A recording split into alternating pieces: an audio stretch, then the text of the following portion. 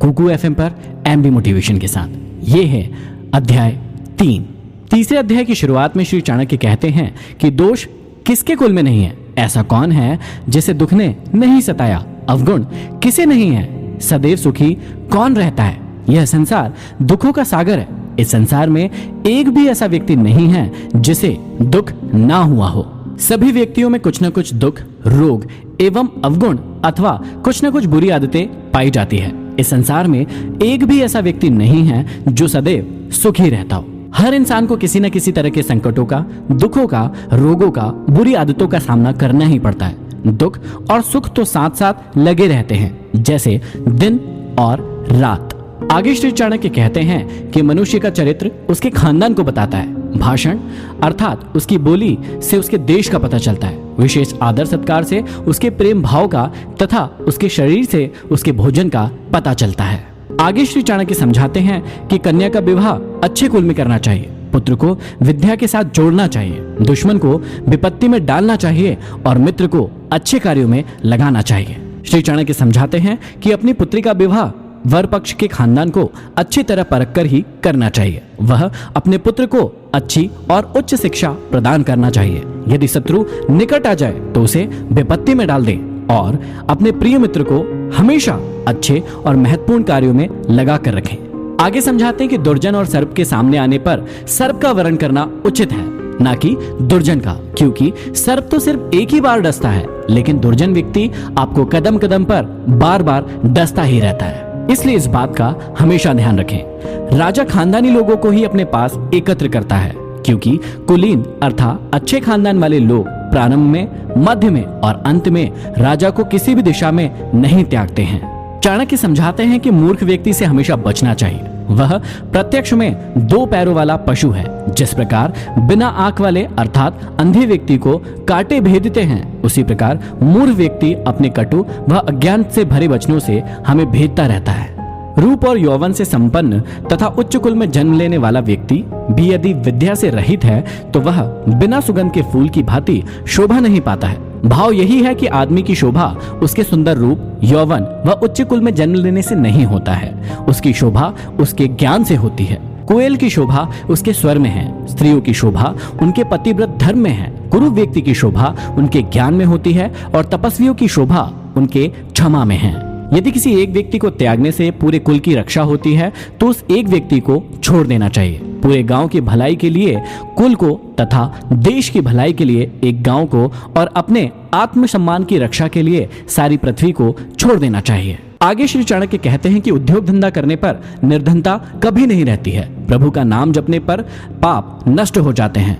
चुप रहने अर्थात सहनशीलता रखने पर लड़ाई झगड़े नहीं होते हैं। जो जागता रहता है अर्थात सदैव सजग रहता है, उसे कभी भी किसी भी चीज का भय नहीं सताता है।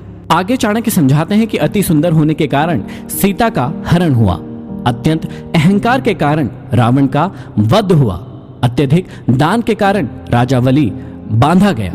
अर्थात सभी के लिए अति ठीक नहीं होती है। इसलिए हमें किसी भी चीज में अति नहीं करना चाहिए।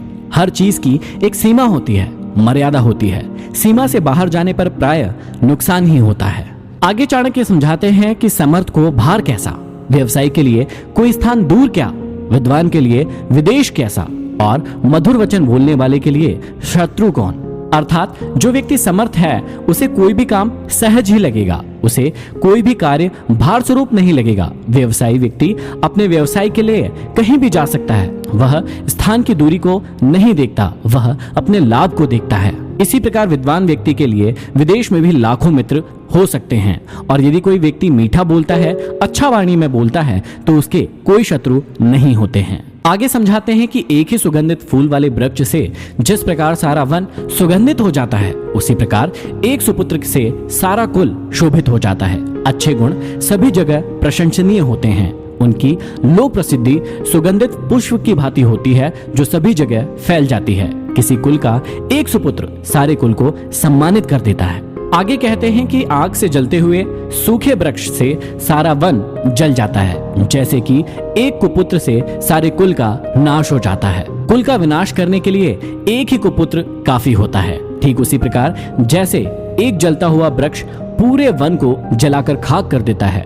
आगे श्री चाणक्य कहते हैं कि शोक और दुख देने वाले बहुत से पुत्रों को पैदा करने से क्या लाभ है।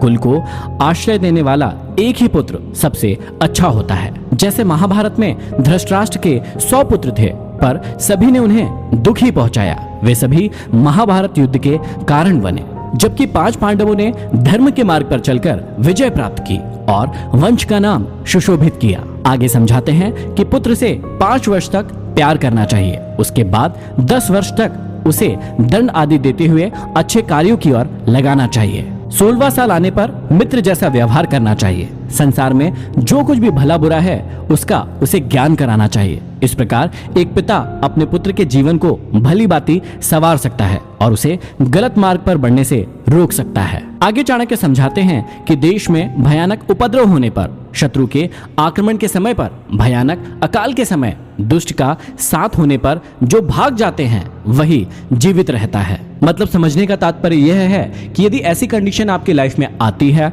तो उस कंडीशन में भागना ही सही फैसला होगा।